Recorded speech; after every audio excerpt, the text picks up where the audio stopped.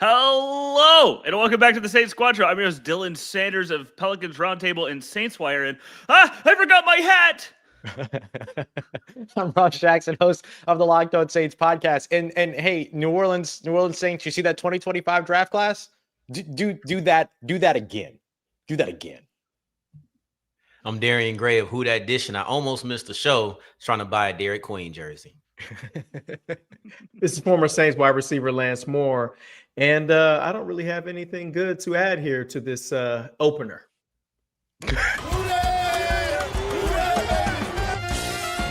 It's the Saints Squad. Everything New Orleans Saints, every week. Covering all the big hits and game-changing plays from down in the Big Easy, the way only Locked On Podcast Network can. Get ready and squad up. It's the Saints Squad Show, starting now.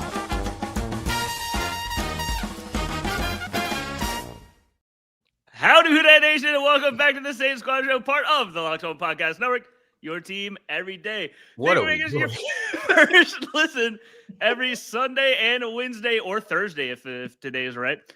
We have a unique group of experts here ready to bring you a fun and informative show on everything New Orleans Saints. Today, we're going to be diving into the Saints are on the clock at 102. Who are you drafting? We're going to predict the record over the next 7 games. We're going to go over the biggest area of need, the most promising players so far. And then Crossover Thursday is presented by PrizePicks. Download the PrizePicks app today and use code LOCKEDONNFL to get $50 in lineups after you play your first $5 lineup. Today's episode is kind of like it's bye week, so it's kind of like an off-season episode where I had to think about what we're going to do, but I think we have some fun stuff planned. Okay, all right, Alice. Yeah, I'm not even going to comment on it. Wasn't even going to comment on it. I was just waiting for you to give up on the bit. For everybody that's listening and not watching, Dylan had something on his head for the solid first minute of the show just then. And I'm very proud of Lance, Darian, and myself for just not engaging. Not engaging. Let him learn his lesson on his own. It was the joke that I didn't have a hat. All right, so I just picked up something close to me and was wearing it as a hat. Anyway, let's get into the episode. I can't believe my bit failed. So actually, I might pass the show off to Darian and head off. No, you're just gonna have to keep taking bigger swings throughout the rest of the show until one works. Don't tempt me with a good time, Ross. All right, let's get into this episode. Let's talk about what is going right for the Saints right now through the bye week. What is the most promising thing about this season? We're all gonna give some answers, but I want to start the bidding with Tyler Shough because it's been one game of good play, but it's promising to me because if that play sticks up and you have your franchise guy in the room, what's more promising than that? What's more exciting than that? It is the number one thing you have to find to build around, and if you get that guy in the second round of this draft, and then you have this. I think that's as promising as you can get for a rebuilding team. Completely agreed. Yeah, I don't think that's the number one thing. Name with a bigger stakes. Go ahead, Ross.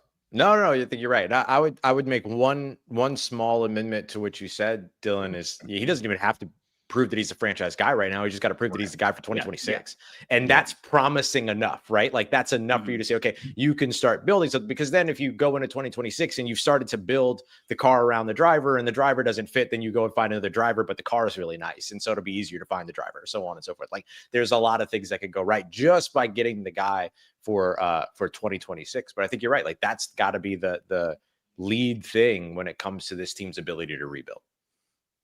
Yeah. Anyone else want to touch on Tyler Shough? Pause before we move on. It's not the swing we were talking about. But no, like I was saying, it's just there's not a player that's going to have bigger stakes. So while some people may say it's only one game and he hasn't had the room to show you all of the things that you want to see, it's also that was probably the most inspiring, the most encouraging offensive performance for me. possibly because of how it looked. I know you put up more points, but of how it looked. And if he can continue that, then you like Ross said, you have your guy for 2026 at the least.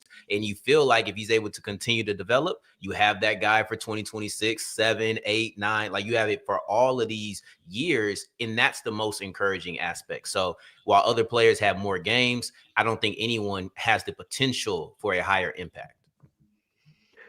I think their plan is kind of playing out perfectly. If we're being honest, I don't think if they were trying to draft the quarterback, like clearly draft the quarterback of the future, they would have taken somebody in the first round.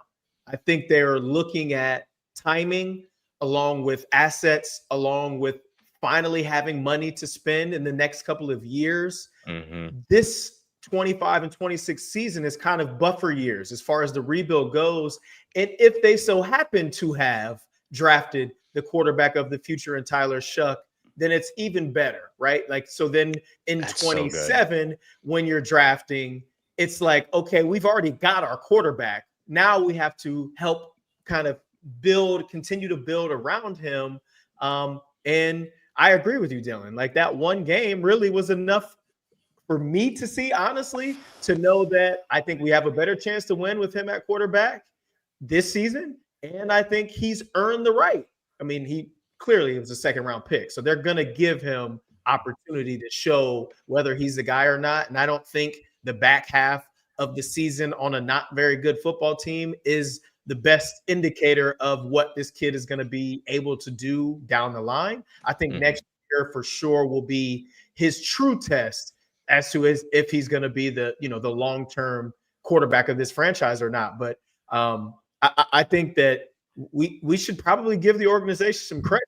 And it's rare that you're celebrating a team that's 2-8, but I think their plan, without having, in-depth conversations with people in the building about what exactly they're trying to get accomplished, if from the outside looking in, it looks like what they're trying to get done is happening exactly how they planned it out. And I got to give them kudos for that. Yeah. I mean, we talk about the most promising thing in this season so far. It might be the entirety of the draft class, right? It might be that whole, I shouldn't say the whole draft class. There are guys that we haven't gotten to see. I get that. Sorry. But just, you got Quincy Riley starting games and who has one of the best forcing completion percentages across all defensive backs in the NFL right now at 22%. Jonas Sanker right behind him at 20%. Literally, they're like 6 and 7. That wasn't on purpose. That was, they truly are. And then you have, Kelvin Banks Jr., who is the starting left tackle for this team. He's given up some of the most pressures in the NFL, but he's a rookie. You'll take that. And even despite the pressures that he's given up, he's looked solid on a 3-sack season so far. And then you have Tyler Shough that's a part of that. There's still excitement around Danny Stutzman. There's still excitement around Devin Neal. Like really, like we're talking about what went right for New Orleans. It's the 2025 draft class so far. Yeah, 100%. And I'll add one thing to Lance's point about the plan for Tyler Shough. I was recently listening to, I can't remember which podcast it was, but they talked about the plan that Atlanta put in place for Desmond Ridder, where they only saw him for 4 games and then they rolled with him for another year. I think it's good that you're not taking that approach. You don't have a 4-game sample size. You'll have a 9, right? Is it 9-game sample size of him as a starter? 8 effectively, 8. Yeah. 8 and then 8 starts. Yeah. 8 starts in that action against Tampa Bay. That's a lot of intel to be able to get. We can have conversations about the things around him, but they will be able to have that intel to decipher whether or not he's going to be their starter in 2026. And that's probably another part of it that we didn't talk about too much that I love a lot, is that you are going to know what you have in Tyler Shough. The whole question of, oh man, well, you want to get him in there to know what he's going to be able to be. You will. Yeah. And 9 starts. My bad. I forgot he actually has had 2 starts already. Rams, not just 1. Yeah. Rams. That Rams game. Oh yeah. They got the ball so little in that game. I completely forgot even happened. Yeah. Right. Right. Yeah. I mean, the draft class for sure. I mean, that it's we've killed them basically for the last several years in their lack of I don't necessarily want to say production, but guys that not only did they not maybe live up to expectations, but they didn't get extensions here in New Orleans and have gone off to other places. So to me, that kind of means that you haven't done a great job at drafting guys. And then you look at the fact that they haven't drafted, I don't think, a single Pro Bowler since the 2017 class, right? Or something like that. I think that's right. Did McCoy make one? If McCoy's I think he was all pro. I don't know that he made a Pro Bowl. You know what I mean? Like, so like, I could be wrong. And even if it is just McCoy, I mean, just do the math. I mean, how many draft picks have we had since 2017? Right. And you've only got one guy potentially that's made a Pro Bowl. That's problematic. And it's not like the Saints are only drafting in the 5th, 6th, and 7th rounds, right? Like, we've had first-round picks, second-round picks, guys that are amongst their, the peers in their draft classes who have made Pro Bowls or multiple Pro Bowls. So there's been 2. It's McCoy had 2 Pro Bowls. There you go. So that's one guy in your last 8 draft classes, 7 draft classes that's made it to a Pro Bowl. That's problematic. Like that's not good drafting. No. And I mean, I don't think by any metric, but it's I think there could be some potential Pro Bowl players in this draft class. And I think if not Pro Bowl players, definite long-term starters and guys that could play in New Orleans for a long time. I think they've had more undrafted Pro Bowlers than they've had drafted Pro Bowlers in that stretch. They would be like special teams Pro Bowlers, but I know Shaheed was and then JT as a special teamer. And then I can't remember if Deontay Hardy was a Pro Bowler or not. But in any case, like, they've had more undrafted guys make Pro Bowls or all pros than they have had drafted guys. Like the whether it's special teams, offense, defense, doesn't matter. Like, you've had more of your undrafted dudes pan out than you have had your drafted dudes pan out in that way. Deontay Hardy was a Pro Bowler in his rookie year and first team All Pro. Yeah. So that's good. I mean, that part's good, not the entire. It's good as long as you're not comparing it to the drafted players, right? Like you would imagine you would have more drafted players getting those accolades than undrafted guys, is what I'm trying to say. Like, but to that point, what are we lacking in our draft evaluation process? Right. We've got guys that we have obviously overestimated in the draft process because we've drafted them, but somehow, some way have found these guys that have slipped through the cracks for whatever reason that turn out to be really, really good pro players. So where is the disconnect there? How can we evaluate this huge group of undrafted players and pick out some of the gems, but we can't get our stuff together to be able to draft well enough to have Pro Bowlers that we drafted? It doesn't make sense. It just doesn't make sense to me. And people are rightfully shouting out Zach Bond as well, but he, of course, made a Pro Bowl with a different team. Exactly. He wasn't going to make a Pro Bowl in New Orleans. We weren't playing him the right way. Clearly, he's a Pro Bowl dog Instagram. I'll say that. There you go. For Zach Bond while he was in New Orleans. Shout Chance the Yapper. I think that also when you look at those UDFAs, I'd be interested to see how many of those pop and how many of those guys were special teams guys. Like, I think that's also where you are. Because I think about Shaheed, I think about Hardy, I think about those players being the UDFAs that pop. So it could be that you're finding guys in that department. Now, Shaheed did transfer over and become a big part of the offense, but his introduction to New Orleans was kind of more special teams and then fought his way up, in my opinion. But one guy we didn't talk about at length is Jonas Sanker, and I think that Sanker has been really good. I think that he had that one game versus New England where he and Quincy Ryler, both rookies, were involved in 2 big plays, and they looked like rookies. Outside of that, I feel like they've been steady. I feel like Jonas Sanker is so interesting because when he was drafted, we all kind of said, okay, that's your successor. He's going to come in 2026 and he'll be a player who's there for you. And then Matthew retires and people say, is it right now? Then they go get Blackman and it's like, okay, well, Blackman's a guy who could actually re-sign and we may not even see too much of Jonas Sanker. It just depends on where he'll be, right? And then Blackman gets hurt and Sanker steps in and solidifies himself as a true starter in his rookie year. I don't think that, like, outside of Banks and maybe Shough, if he can continue this, he'll go into 2026. But Sanker is the guy in the draft class that has really solidified his spot, in my opinion, for at least the next year as a part of the core in New Orleans. Yeah, big time. Yeah, it's cool to feel like the signs of optimism for this team right now are in its young players. I think it's a good situation to be in, and it's a change for where this organization has been as of late. I was gonna say, because the past couple of years, you look and it's been like your Cams and DeMarios and Tyrons, and you're like, man, at least you still have these guys. Now you don't have all of them, and then maybe some plays dropping off, but I mean, not DeMario. And it is good that just to have that young core, but you don't have young pieces everywhere. There are still places on this team where you don't have a future answer for, and that's what we're going to get into next when we come back from, whatever this is. When opening the whistle blows, when the opening whistle blows on a new repair, get your crew moving forward with Supply House. Order today and see parts on your doorstep tomorrow. Over 280,000 plumbing, HVAC, and electrical items from the most trusted brands in the business. Their real-time inventory and honest lead times keep you from punting projects, while their industry-leading customer service always has your blind side covered. Need parts for a project? Supply House has next-day delivery. Talk about a game changer.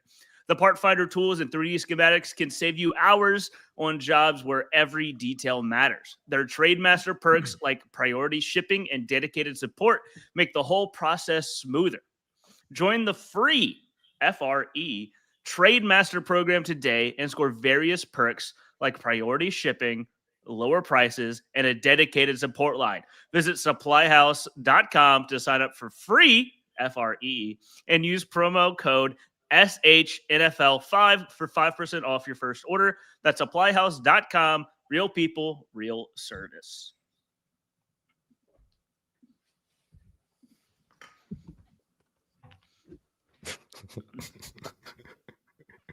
All right. Balancing. So, is that a can of soda? No. All right. So, welcome back to the Locked On Podcast Network. The number one sports podcast network in the nation, by the way. Congrats. Number one. We did it. Let's get into the reasons, the biggest areas of need right now for this team. Let's start off with Ross. It was refrigerant, by the way. Oh, sure. I'm sorry. I should have known that you just had some refrigerant sitting next to your desk. My bigger or smaller swing? Bigger swing, definitely a bigger swing, just based on the strangeness of the material chosen. Anyway, biggest need. I mean, honestly, I would still say throw a dart. Like, there's a lot of needs on this team. Like, the team has promise, like we just talked about, but still has a lot of needs. I guess if I had to pick one, I'll try to narrow it down as best I can, and I'll just say playmakers, offense, defense. I don't care where. But playmakers, guys that make a difference, guys that can take over a football game, guys that can be your go-to player on offense, or guys that take away the go-to player on defense and are making some plays, getting the ball back to the offense, whatever it might look like. Just playmakers, to me, is kind of the biggest thing that I think that this team still very much needs. And that could come from the roster of players that they already have, but ideally is an additional investment that's taken over the course of this offseason. Yeah. I mean, it's hard to argue.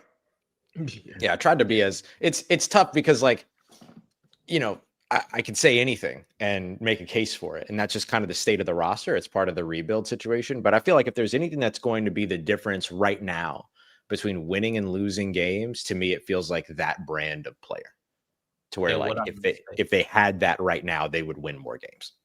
And what I could say is it also is the broadness of it is a great kind of status report of the team. In the sense that you just need a playmaker, period. It doesn't matter where it comes from, but you're lacking difference makers, in my opinion. And I think that need reflects that. So I don't think that it's not wrong. You throw a dart, it's an accurate way to approach it.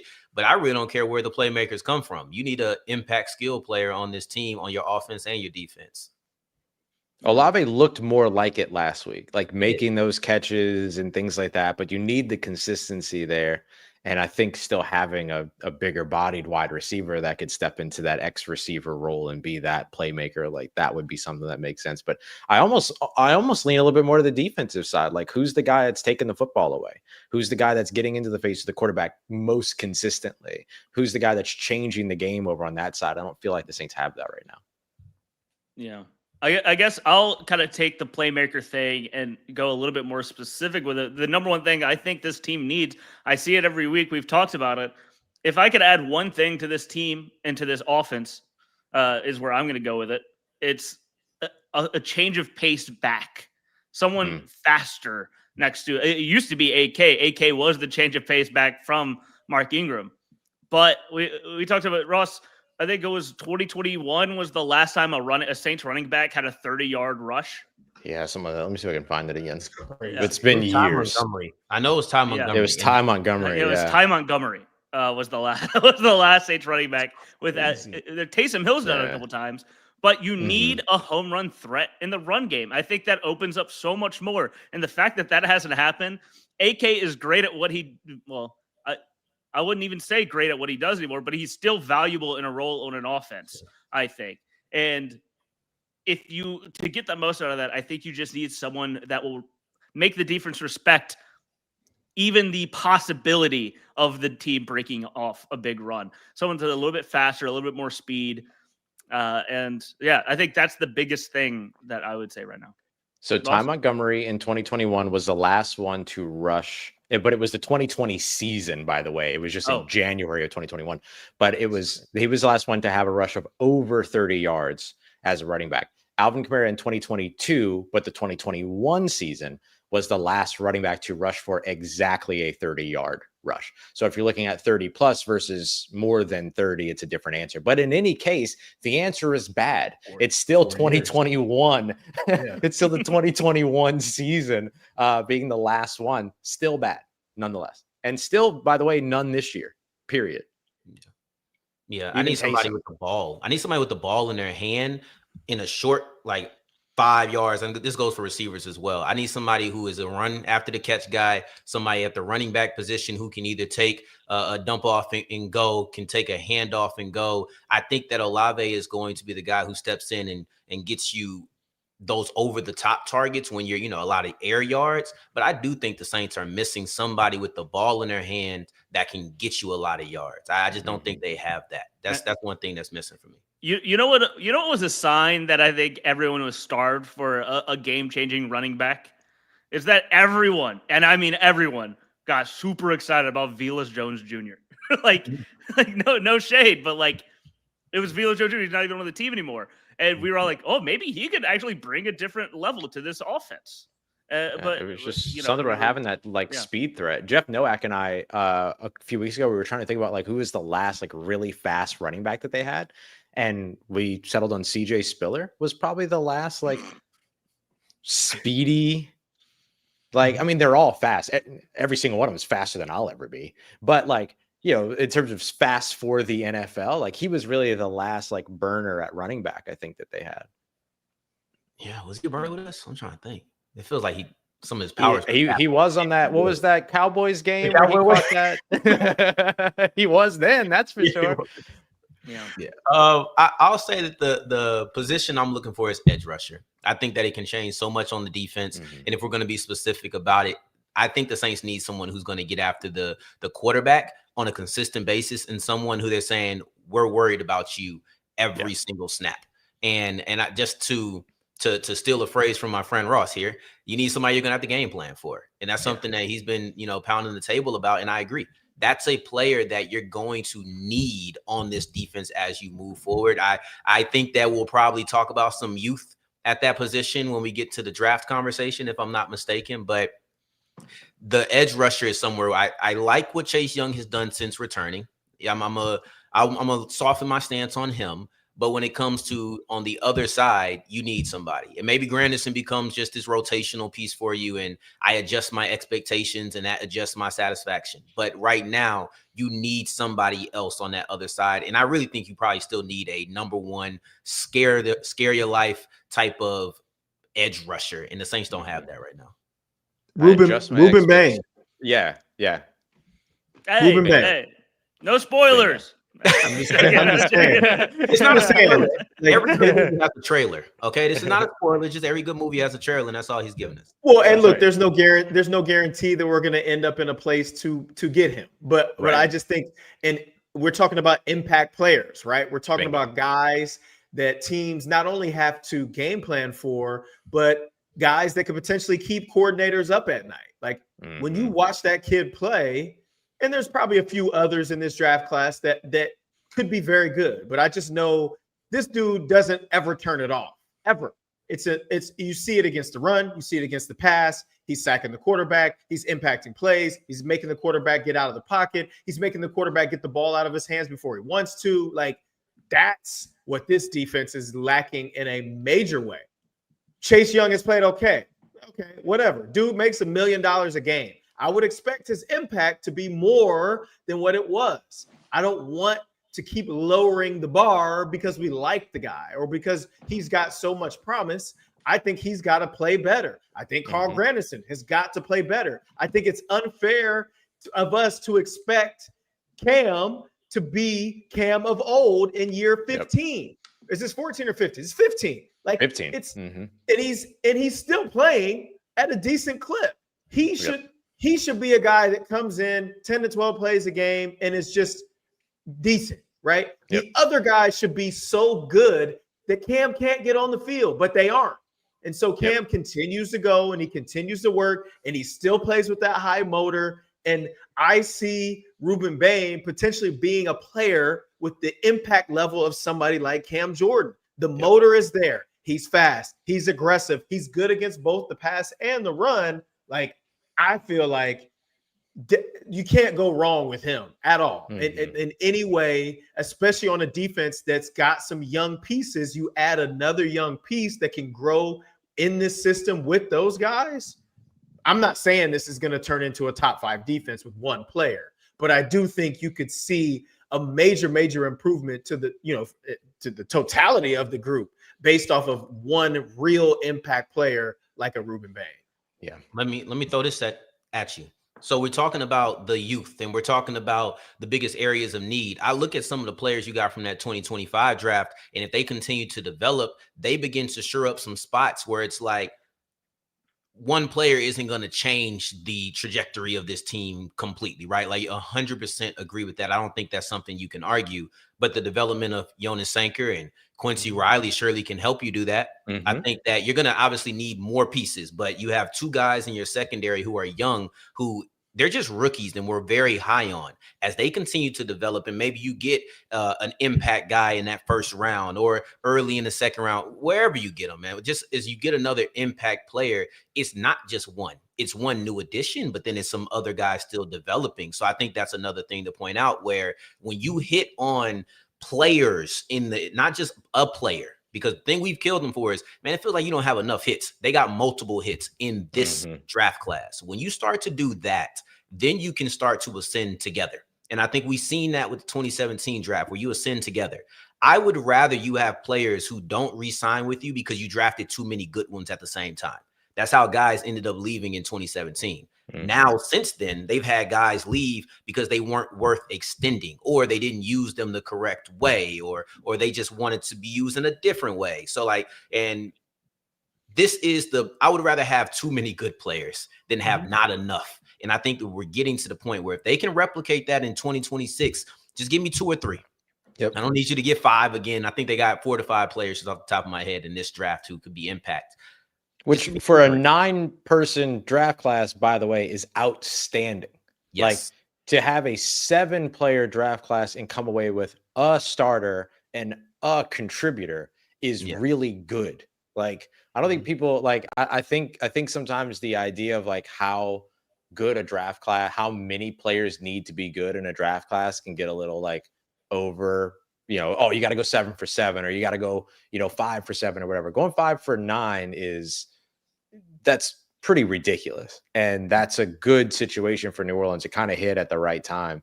But the most important thing is that the issue for New Orleans is that they've had a lot of them that are only 1 out of 7 or 0 out of 7 in a lot of years in a row.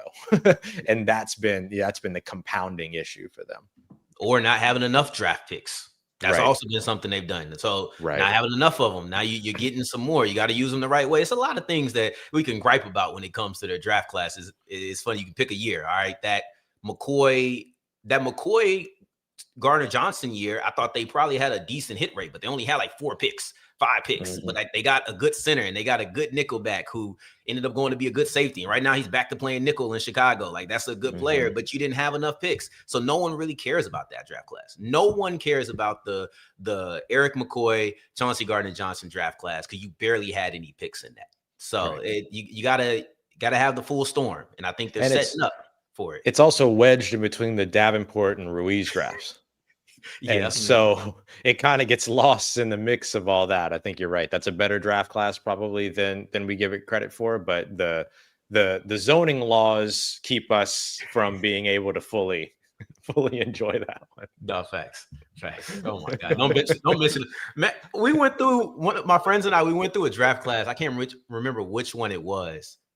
It was the Foskey draft class. Who was the first round pick when Foskey got drafted? Brzee. I think it was. And we were just going like, man, they really had all of these players in one draft. And then we just started going, it's like, they got some big misses in these draft classes. I'm not going to rehash it because we talked about it enough as a fan base, but here's to the Kellen Moore era being different. Hopefully. We've talked a lot about the future, which I think is perfectly fair for a 2-8 team on a bye week, but there are 7 games left for this season. Let's talk about what we think the Saints are going to do with the opportunity ahead of them. Because, no spoilers, but it's not that difficult of a schedule. We'll see. This show is sponsored by Betterhelp. As the days get shorter and the nights come earlier, it can start to feel a little heavier, especially when life is already packed with work, family, and everything else. This season, it's so important to reach out and check in with friends, family, or even just yourself. Just like checking in on a teammate or reconnecting with someone you haven't seen in a while can lift your spirits, reaching out for therapy can make a real difference too. BetterHelp makes that first step easier by connecting you with a licensed therapist online from wherever you are. Therapy isn't just for when things are falling apart. It's about staying balanced and growing through the tough seasons. This month, don't wait to reach out. Whether you're checking in or on a friend or reaching out to a therapist yourself, BetterHelp makes it simple to take that first step. Listeners get 10% off their first month at betterhelp.com/lockedon. That's BetterHelp, HELP.com/lockedon. Because taking that step toward support might just leave you wondering, why didn't I do this sooner? Amen.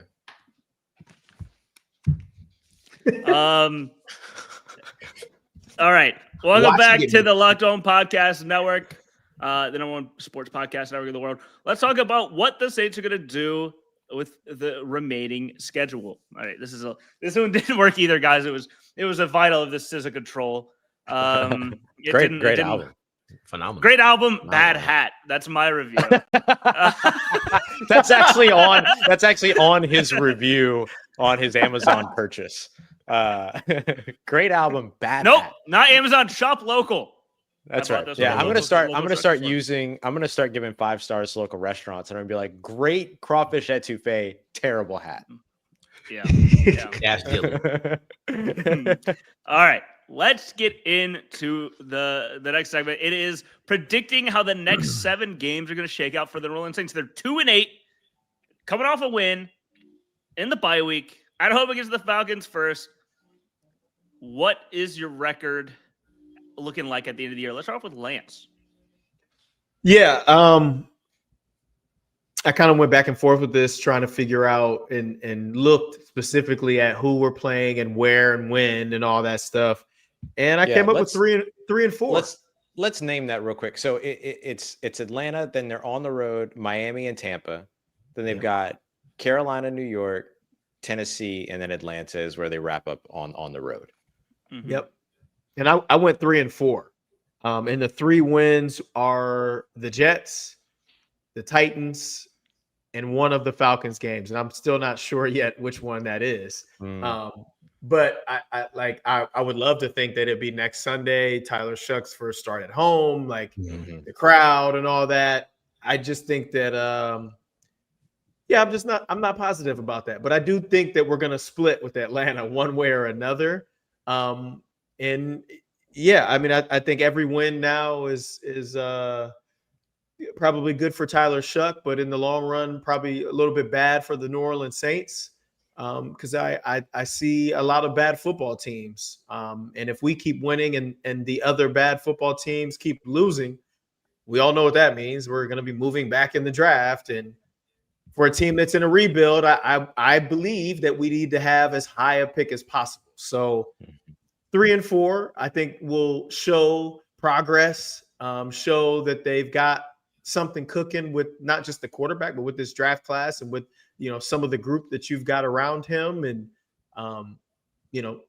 positivity, I guess, based on how this season started and, sitting here at the bye after 10 weeks with 2 wins, winning 3 of your last 7 games sounds good.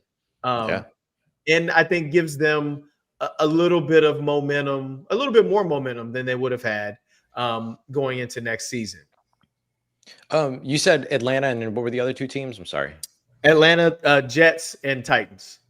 So let me ask you this: does it feel different at all if it's Atlanta next week, and then Jets and Titans? Yeah, Jets and then Titans later, or does it feel better if it's Jets, Titans, Atlanta all at the end of the season? I think Atlanta. I think Atlanta now. And then Jets, Titans. I think so too. Yeah. I would rather that. Like, I would feel better about that for them than if they won their last 3 games of the year. Well, yeah, I mean, especially like looking at the standings at that point, if they hadn't won another game until then, they'd be what? They'd be 2-12, right? Yeah. So they'd be 2-12, and then they win their last 3. That would be like, no, stop. Yeah, you're going the wrong way. You're going the wrong way. Don't do that. And I guess it's wishful thinking because they could, right? They could stumble against Atlanta next week, lose the next couple of games on the road, and then start playing better and really continue and finish the season with some momentum. But I hope not. I hope not.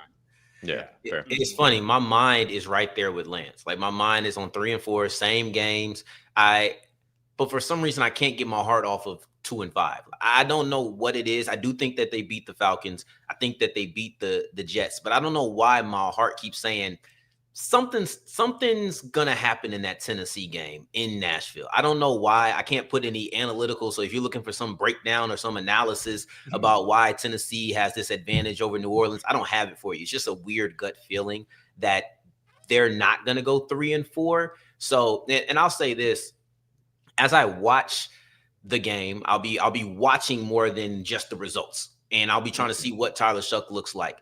I think depending on what he and the offense look like at the end of the year will determine how I feel about the draft position, right? So if he ends up looking really good, not just he looked good against Carolina, not just this might be your guy for 2026 at the least, I mean 27. Like, if I begin to feel like that, I might care a little bit less because I still feel like you can get players at some of these other positions in that mid-range. Let me give you this, though, because I think Lance brings up a good point about the people around, and I want to add some context to that. So the Saints are currently 2-8. The Cowboys are 3-5-1. The Cowboys have the 12th overall pick with 3 wins. So that's 12 teams with 3 or less wins in the NFL right now, with the Saints at 2. So that's just and I'm not even going up 2 games, just 1 game from where you are right now. That's how closely compact that draft is. I didn't think we would have another instance like we did last year where it felt like there was just a crap ton of terrible teams and having a bad record didn't guarantee you to be in the top 10. But it feels like right now, at least, you could have a bad record and still be 11 or 12.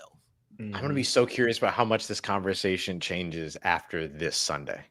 Like, which could mean that none of it changes, right? Next Sunday, you mean? No, this Sunday, because the Saints are on a bye, but then some of these other teams that have 2 or 3 wins, they're still playing, right? And so I'm super curious to see if this weekend's action changes the standings of the draft picks much. Or if all the bad teams lose and all the good teams win, then the Saints are right back in, the same position. So I'm super curious to see how much, if at all, the conversation changes after this weekend.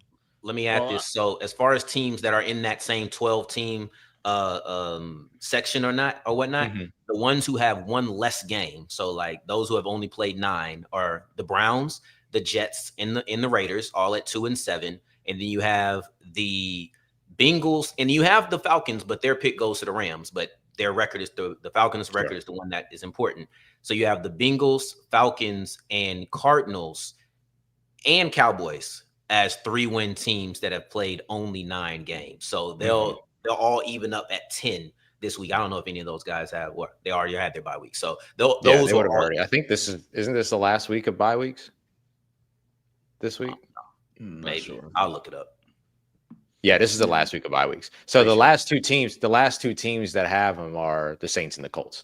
And then after that, bye weeks. And then the Colts are not in the part of the conversation that I thought they were going to be in before the season began, by the way.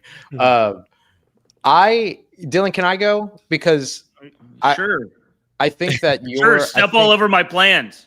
Yeah, I am. I don't want to go to you and then yours be different and interesting and then come back to me and mine be the same as these guys. But mine is the same as these guys. Different. Okay, yeah, I figured. But you're smarter than me. And so I'm kind of in the same, but I don't know. I think it's the Falcons game this weekend or this after the bye week. And I think it's the Jets, and I think it's the Titans. Now, the thing about the Titans game, I can give you one thing, Darian, if you want it, for why the Titans game should be concerning. 2 reasons, actually. 1, it's their only cold weather game of the entire season. And 2, the run game's inconsistent. And so not being able to run the ball, being out on the road, all those things. Now, maybe that doesn't matter. The cold weather game things haven't actually been much of an issue for New Orleans the way that they used to be and everything, or the way that people said that they were. But that might be my one and only thing that gives me a little bit of pause around that. So 2 and 5 or 3 and 4 is where I'm going. Let me say this. I think that the Saints probably go 2 and 5. And that Tennessee Titan game is weird because it's cold weather. And I think that, they always talk about the cold weather. Appreciate it, Ross. This is something I learned from him. Cold weather games, not being able to run the ball. If I'm going to give something more than a gut feeling to get analytical, that's probably what I would go with, if I had to say that. Appreciate it. Could be a hefty Taysom game though. Oh my, Ross, don't play with me, man. I think the cold weather thing is overblown. Honestly, I agree. I think it is too. A lot of these guys played college in cold weather, right? Well, but that's my point. It's oh, you guys are a dome team, and okay, yeah, we play our home games inside because that's the type of stadium that we have. But we've all played in outdoor stadiums in the cold one time or another. And guess what? The other team has to play in that cold weather game as well. So what are we talking about? We're talking about NFL players. And it used to kind of bother me when I used to hear, oh, you guys are going to play in Chicago and it's going to be cold. And I'm like, okay. It was the same thing in Detroit. You know why it's a thing? It's because we reporters are weak. We reporters hate going to the cold weather games. We're like, oh God, it's going to be cold, blah, blah, blah. It's really us. And we're just trying to see if y'all feel it too. Yeah. I mean, of course you feel it. It's cold. There's no way getting around it. But it was the same story when I played with the Lions. It's oh, you guys are last game of the season. It's January. It's going to be freezing cold in Chicago. And everybody's like, so what? We're still going to go. But I mean, we had a dome stadium in Detroit as well. Yeah, but it's fair. We're still gonna go to Chicago and kick their butt. They have to play in the same cold that we have to play in, and I don't know. I don't like to blame the cold. It's tougher to operate for both teams in the cold. Yeah. It's not oh, you guys play your games on Sundays in a dome stadium. You don't even know how to operate in cold weather. Well, what are we talking about? The operation remains the same for the most part. It's just harder to get certain things done in the cold. It's harder to catch the football. It's harder to throw the football. There could be other weather that's associated with it. So the field could be wet. The field could be slippery. Those are things that you have to account for regardless of what side of the field that you're on. Both teams have to deal with the elements. And I don't know. I just think a good team would go to Tennessee and beat Tennessee regardless of how cold it is. Right. Yeah. I think the thing that made me start questioning the idea around like, oh, do cold weather games matter is that you hear about all the teams that are bad in cold weather, but you never hear about teams that are specifically good in cold weather. So there's clearly not one team is like better at cold weather games than the other teams and stuff like that. Like there are teams that people say are more accustomed to it, Green Bay and everything, but like there's not really that team that is just like dominant in games less than 30 degrees or whatever. Like there's no such stat. So if there's not one on one side of the spectrum, there's probably not games one on the other. Games that are that cold suck for everybody. Yeah, they hurt. The coldest, I feel like, and I don't even know if the actual temperature was the coldest, but wind chill for sure. I think it was 2012 or 13. Mm-hmm. We went on the road and played at Cincinnati in December, and it was like in the teens wind chill. It was freaking freezing. We kicked their butt. You know what I mean? Like, okay, yeah, it's cold and it sucks, but we still found a way to win that game, and we're a dome team, right? Like, so, but you know, it's just maybe it is a media thing. They find ways to talk about stuff, and I don't know. I guess I should say it's harder to type on my computer when the weather's cold. That's right. That's right. I mean, no, like that is funny, but it is true. Actually, I remember I had to go to an Arkansas game. I was like, man, I cannot type on my computer. It's so cold. The most sports journalist approach ever. Anyway, before we move on, real quick, I guess I'll go with my record because I'm different. I'm gonna go. Call me crazy. I'm going 4-3 over these final games. Is what I see. And it's, I guess I'm going to go a little bit different because I'm going to go Falcons. I think they beat the Falcons to cover on the bye week, beat the Falcons. You have the home team, you have the fans, and I think the Falcons are wildly inconsistent. You're playing with a little bit of, I think the defense is playing with more confidence. I think the offense is playing with more confidence. And then I have that rolling into Miami. You beat Miami because Miami, guys, not good. And they don't have like the surge of like a Tyler Shough transforming their offense. Their offense has more talent, but they are far worse. They're just bad. I wouldn't say they're far worse, but they're just bad teams. So I think that they are not playing great football. I think the Saints are going to be they're a beatable team. Saints riding the confidence, and then you run into the buzzsaw that is the Tampa Bay Buccaneers, and it brings you back down to earth a little bit. You lose to the Bucs, you lose to the Panthers. And then the Jets and the Titans have barely looked like NFL teams this year. As much as the Saints have been bad, the Jets and Titans are bad. I think you beat both of them, and then you lose the last game of the season. You end up at 6-10 is how I feel. Our Locked on Falcons host seems to believe that if the Falcons lose to the Carolina Panthers this weekend, that they should fire Raheem Morris. And that could derail the entire Atlanta Falcons rest of the season. So if something like that were to happen, and those are the little things that are like, we got to figure out like what's going to happen with, how are the injuries? What happens with this, that, and the other? Like there's all these other like variables that we don't always have an opportunity to predict. Obviously we can't, that could make it, could make 4-3 a thing. I don't think so, but could do it. 32 degrees and it was 23 wind chill in that game for you, Lance. It felt colder. It was that is cold because that's right off the lake too. Like that's yeah. I played in games that are colder than that, especially in college. I played in games that are way colder than that, but it was bad that day. It was the wind for sure, but yeah, like rubbing his arm just thinking about it. He's trying to And John just texted me that he thinks they're going 7-0 the rest of the season. That's a bold prediction. I'm joking. No, he's not. But you should tweet him and be like, John, you think the Saints are going to go undefeated the rest of the season? All right. I think he'd appreciate that. All right, let's jump into this last break. When we come back, we're going to go the Saints. Boom. The Saints stick where they are. They don't change. The draft order doesn't change. 102. Who are you picking? That's what we're going to come up next. Guys, the NFL season, NBA seasons are back, and there's no better place to spend it than PrizePicks.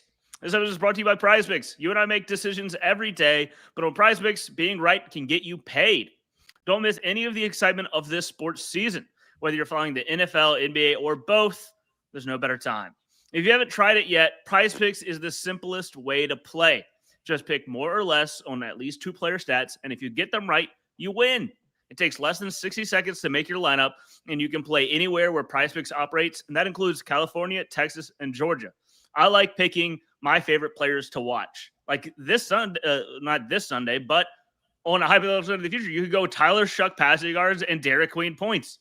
And, the two great hopes of New Orleans right now. So I like combining those kind of players to see how my predictions play out. Download the PrizePicks app today and use code LOCKEDONNFL to get $50 in lineups after you play your first $5 lineup.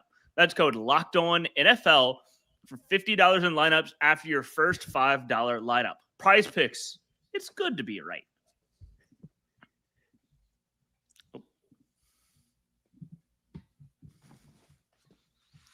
All right, guys, let's go with our final segment of the season. This one doesn't feel right. Let's go with the draft. The Saints, the season is right. Anything could happen. But if the Saints were to end up drafting 102, that's where they're at right now. If that plays out the rest of the season, and I'll throw a Rich because I don't think anyone was going to say it anyway. The New York Jets just traded up for Fernando Mendoza at 1 or whatever. Okay. Let's just say that because I don't think any of us were going to do that. But if you were, sorry, think on your feet. Let's go with Darian. Where are you going? I'll give you the easy one. You could have them. No, I'll tell you what. I haven't done a huge deep dive into my college football scouting right now for the draft, but Arvell Reese is definitely the name that's catching my eye a lot, right? I think that Reese has a body type that I'm looking for opposite of Chase Young as well. That's another thing is if I'm looking at, all right, Bain and Reese, both dynamic players, who do I want to go with? I like that Reese has the ability to drop back. I like that he can rush the passer a lot. And some people will point out, well, he plays off ball and on ball in college. So did Jalen Walker. And he's been exclusively on the ball, since coming to Atlanta. Like he actually played more snaps off ball at Georgia, if I'm not mistaken, by a very slight margin. The same could be said for Reese at Ohio State. So the Saints need that edge rusher. They need that impact player. They need the guy that's going to cause coordinators and players to lose sleep. And I think that Reese can be that at the position that they need it the most. Yeah, I like that because I feel like there's 2 camps right now. It is Arvell Reese and Ruben Bain. I see a lot of coverage. And honestly, okay. Great. If those are the 2 options, that's great. That's great. Ross, where do you lead? Yeah, I'm right with those 2 players as well. Ruben Bain Jr. or Arvell Reese. I'm right there. If I had to pick one, I would probably go Arvell Reese just because of the ability to drop back into coverage. You need to be able to do that in Brandon Staley's scheme specifically. And so just having somebody that's able to not just rush the passer, but also drop into coverage and not be, Carl Granderson carrying a tight end 13 yards downfield and everything like that. Like he would help you in that area. He would give you a hybrid player to line up opposite guys like Carl Granderson and Chase Young and potentially Cam Jordan. And so I think that has me leaning a little bit more to Arvell Reese, just thinking about like team build perspective. But I have no issues with Ruben Bain Jr. And I'll even throw in another name out there. I would never. I know that teams wouldn't do this at number 2 overall, but just to put another name in the conversation, even if they have to fall back from 2 in order for it to make sense. Caleb Downs, I think, is a big time impact player out of Ohio State too, the safety. And positional value says don't draft the safety at number 2, but impact says draft the player that's going to give you the biggest impact. It doesn't matter, right? And so I'm kind of on that board too, to where any of those 3 defensive players early, because I look at Caleb Downs as a potential Derwin James for Brandon Staley in his system, and to be a long-term impact player next to Jonas Sanker under the tutelage of some veterans that are in that room. I think that would be a fine setup for New Orleans too. So John's not here, so I did it for him. I picked 3 instead of 1. If you had to get Downs, I'll ask you. That's funny. I'll ask you this, right? Let's say you had to get Downs, or not had to, but let's say you got Downs early, and you knew he was going to be Derwin James. how do you think that changes how people look at, because positional value is always a thing I feel like when you're projecting, but if you put a player comp next to it, if you pick Derwin James and that's who you got, I don't think people would be too upset, right? Once the player hits the field and performs, like no one thinks about, oh, it was this draft pick or that draft pick anymore. Like it's the Brian Branch conversation, right? Could have had X, could have had Brian Branch, could have had Kyle Hamilton, but you took this, blah, blah, blah. Like like there's all that. Like we hear that with safeties all the time and everything. And so like you're right. Once the player hits the field and if that player performs, it no longer matters. Like my biggest player is. Ross, you know this about me. I am like the least positional value guy in the NFL draft. I mean, and I think I do think that it does play there is some factor. But like you said, once the player starts performing, who is saying the Detroit Lions should not have taken Jahmyr Gibbs? Right. The top. And by the way, what pick was he drafted? Well, was he like the 8th? I think. Exactly. No one remembers. I don't remember. Yeah. I don't remember what pick I know he was a first round pick, and I know he's a ballin' running back out there that's like changing the game for Detroit. But like very few people are going to remember what exact selection he was because it doesn't matter. He's having an impact. Yeah. Lance. Yeah. Well, I mean, I think, you guys heard my spiel a couple segments ago about Ruben Bain Jr., but I was just thinking, would it be possible for us to, request to the NFL that Jeremiah Smith could come out a year early? Yeah, right. For real. I mean, yeah. Can we get that player at 2? Because you draft his rights right now and then no, like an international player, like we don't want to wait. We don't want to wait another year. We want him in the 2026 draft. Because then we have our number 1 receiver. We can extend Chris Olave for a good number. He could be our number 2 wide receiver, and then like that's the type of impact player that we need on offense. Defensively, I'm good with all 3 guys that we've talked about today. The safety thing early in the draft is a silly debate topic that people use. It doesn't matter. It only matters when you miss, right? Like, and it's not like this. It's not like the Saints have had the greatest amount of success drafting first round edge rushers in their most recent past anyway.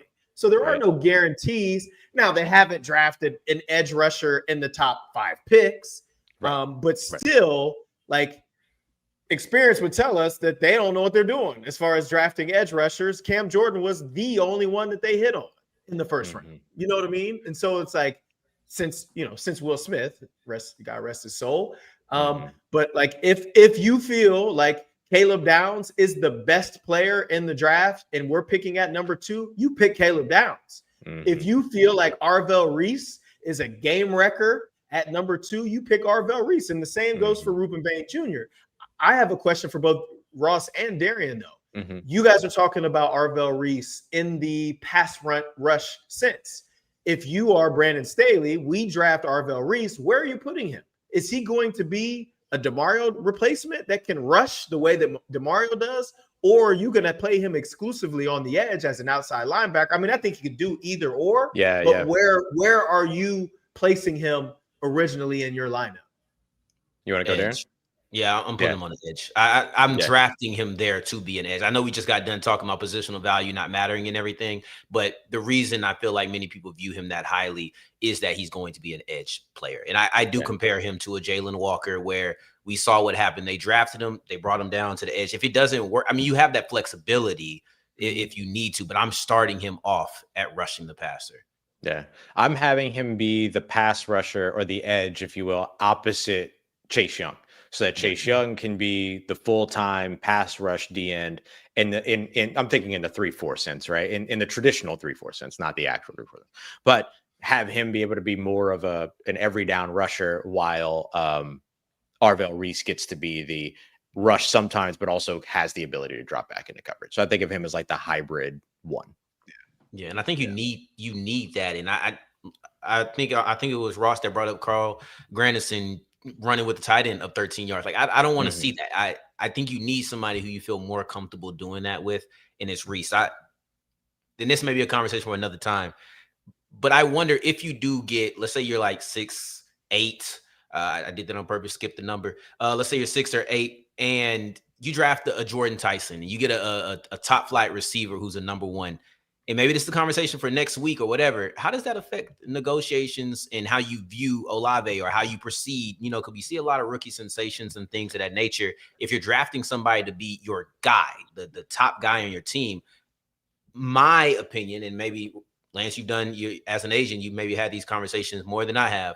I would assume that it may affect the negotiations a little bit if you're looking at another player being your number 1. Well, 100%. And if that's the case, that means they hadn't gotten an extension done already. Yes, so right. Absolutely, that's going to impact the negotiations. That doesn't mean that he's not going to still get paid, but yes. I think that maybe the number that he would be looking for, he might not be getting that. If we're drafting a top tier first round wide receiver, generally you're drafting your number 1 wide receiver at that selection. So it could absolutely have an impact. We should definitely do this exercise again as if they're drafting 6 through 10 in the next one. Yeah, maybe we'll do that on Sunday whenever we come back. But real quick, I'll give my pick because I didn't get my pick before Darian started changing. No, I'm just joking. Sorry. Honestly, I was just gonna. You already mentioned the name. I was just gonna play devil's advocate. You already talked about the edge rushers. I would throw in. I would be fine if they love Jordan Tyson. I'd go after Jordan Tyson. Oh yeah, I wouldn't take. I'm not in the huge Carnell Tate fan, which might make me seem like an idiot not being in on the Ohio State receivers, just because they're all great. I'm not as high. I love Jordan Tyson. I think he could be a great piece. I think he has the athletic family. I think his brother was a football player, now is a strength and conditioning coach, and his other brother's in the NBA, and his father was an NFL. That is an athletic family. His play has not dropped with Sam Leavitt leaving the Arizona State offense. He is still a ball magnet. He looks great, and so if you love him, I wouldn't mind taking him over an edge rusher, just because I do think, as important as edge rusher, I think it is as important to shore up this offense, make sure you have the pieces going. So definitely, that's where I fall. We'll be back here on Sunday afternoon. It is bye week, but we'll still be here because we love y'all. So thank you for listening to the Saint Squad Show. Check out me, Ross, Lance, and Darian on our socials for the latest. We'll be right back here on Sunday. And for your next listen, I normally say Ross. Don't listen to him. It's bye week. There's nothing to know. No, you still listen to him. But also, come check out Locked On Pelicans. I'm doing the Friday episode for Locked On Pelicans solo. And then once Jake is on his honeymoon, I'm going to be taking over for a couple of weeks. So I'm excited about that. It's going to be a lot of fun. So, no, they're not any better. They have the same amount of wins. But it'll still be fun to talk about. See y'all over there.